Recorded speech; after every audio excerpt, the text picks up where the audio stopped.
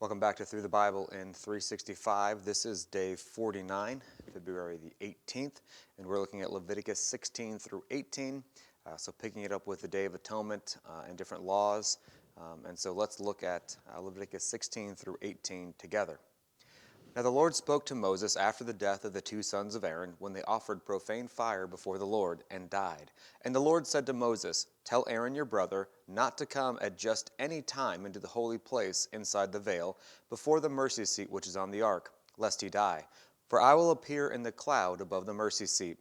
Thus Aaron shall come into the holy place, with the blood of a young bull as a sin offering, and of a ram as a burnt offering. He shall put the holy linen tunic and the linen trousers on his body. He shall be girded with a linen sash, and with the linen turban he shall be attired. These are holy garments. Therefore he shall wash his body in water and put them on. He shall take from the congregation of the children of Israel two kids of the goats as a sin offering, and one ram as a burnt offering. And Aaron shall offer the bull as a sin offering, which is for himself, and make atonement for himself and for his house. He shall take 2 goats and present them before the Lord at the door of the tabernacle of meeting. Then Aaron shall cast lots for the 2 goats, one lot for the Lord, and the other lot for the scapegoat. And Aaron shall bring the goat on which the Lord's lot fell, and offer it as a sin offering. But the goat on which the lot fell to be the scapegoat shall be preserved alive before the Lord, to make atonement upon it, and let it go as a scapegoat into the wilderness. And Aaron shall bring the bull of the sin offering, which is for himself, and make atonement for himself and for his house, and shall kill the bull as a sin offering, which is for himself. Then he shall take a censer full of burning coals of fire from the altar before the Lord, with his hands full of sweet incense beaten fine, and bring it inside the veil. And he shall put the incense on the fire before the Lord, that the cloud of incense may cover the mercy seat that is on the testimony, lest he die. He shall take some of the blood of the bull and sprinkle it with his finger on the mercy seat on the east side, and before the mercy seat he shall sprinkle some of the blood with his finger 7 times. Then he shall kill the goat of the sin offering, which is for the people, bring its blood inside the veil, do with that blood as he did with the blood of the bull, and sprinkle it on the mercy seat before the mercy seat. So he shall make atonement for the holy place because of the uncleanness of the children of Israel, and because of their transgressions, for all their sins. And so he shall do for the tabernacle of meeting, which remains among them in the midst of their uncleanness. There shall be no man in the tabernacle of meeting when he goes in to make atonement in the holy place, until he comes out, that he may make atonement for himself, for his household, and for all the assembly of Israel. And he shall go out to the altar that is before the Lord, and make atonement for it.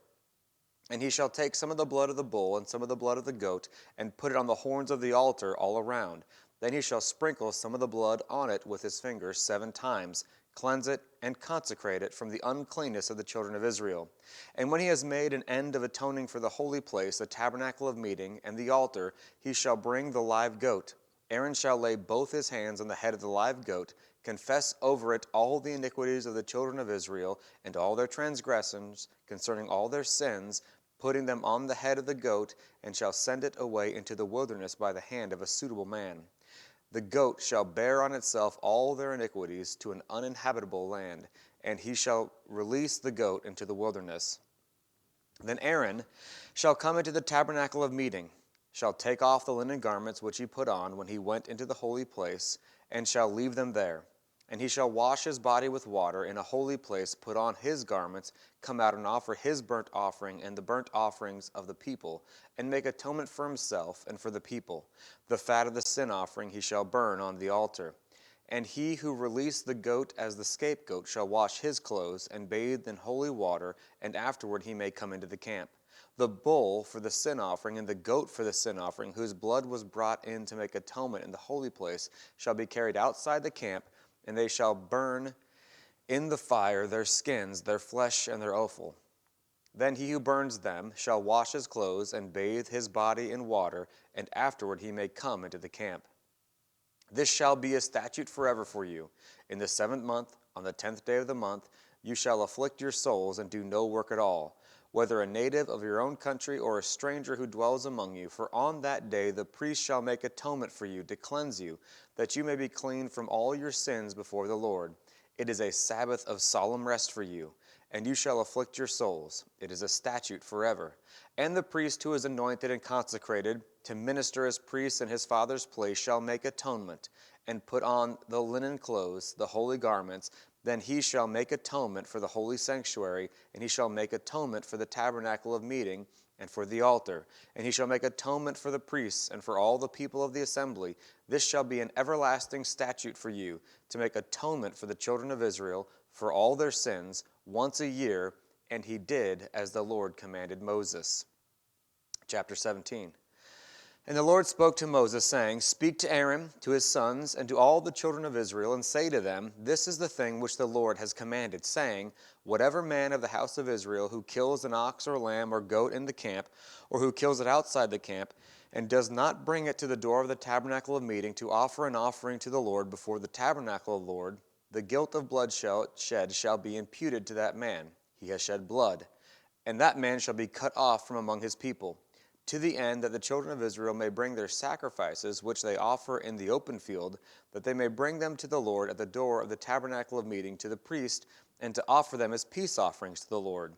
And the priest shall sprinkle the blood on the altar of the Lord at the door of the tabernacle of meeting, and burn the fat for a sweet aroma to the Lord. They shall no more offer their sacrifices to demons, after whom they have played the harlot. This shall be a statute forever for them throughout their generations. Also you shall say to them, Whatever man of the house of Israel, or of the strangers who dwell among you, who offers a burnt offering or a sacrifice, and does not bring it to the door of the tabernacle of meeting to offer it to the Lord, that man shall be cut off from among his people. And whatever man of the house of Israel, or the strangers who dwells among you, who eats any blood, I will set my face against that person who eats blood, and will cut him off from among his people. For the life of the flesh is in the blood, and I have given it to you upon the altar, to make atonement for your souls, for it is the blood that makes atonement for the soul. Therefore I said to the children of Israel, No one among you shall eat blood, nor shall any stranger who dwells among you eat blood. Whatever man of the children of Israel, or of the strangers who dwells among you, who hunts and catches any animal or bird that may be eaten, he shall pour out its blood and cover it with dust. For it is the life of all flesh. Its blood sustains its life. Therefore I said to the children of Israel, You shall not eat the blood of any flesh, for the life of the flesh is in the blood. Whoever eats it shall be cut off. And every person who eats what died naturally, or was torn by beasts, whether he is a native of your own country or a stranger, he shall both wash his clothes and bathe in water, and be unclean until evening. Then he shall be clean. But if he does not wash them or bathe his body, then he shall bear his guilt. Chapter 18. Then the Lord spoke to Moses, saying, Speak to the children of Israel, and say to them, I am the Lord your God. According to the doings of the land of Egypt where you dwelt, you shall not do. And according to the doings of the land of Canaan where I am bringing you, you shall not do. Nor shall you walk in their ordinances. You shall observe my judgments and keep my ordinances to walk in them. I am the Lord your God.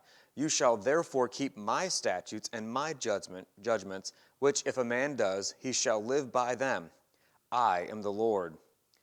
None of you shall approach anyone who is near of kin to him to uncover his nakedness. I am the Lord.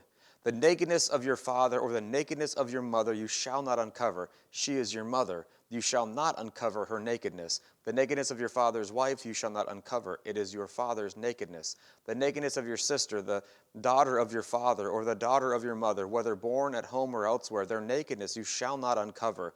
The nakedness of your son's daughter or your daughter's daughter, their nakedness you shall not uncover, for theirs is your own nakedness. The nakedness of your father's wife's daughter, begotten by your father, she is your sister. You shall not uncover her nakedness.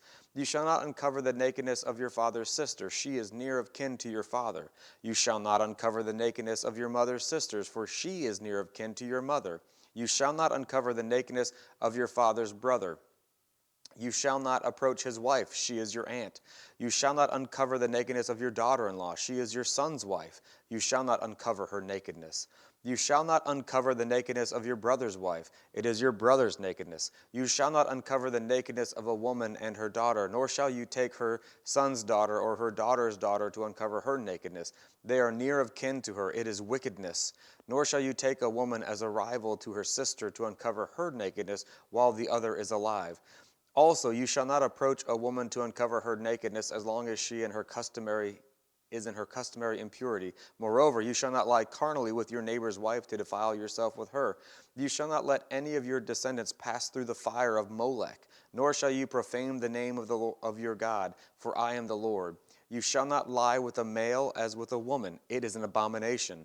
Nor shall you mate with any animal to defile yourself with it, nor shall any woman stand before an animal to mate with it, it is perversion.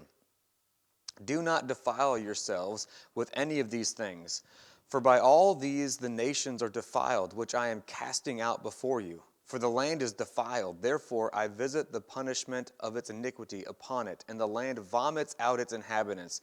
You shall therefore keep my statutes and my judgments, and shall not commit any of these abominations, either any of your own nation or any stranger who dwells among you.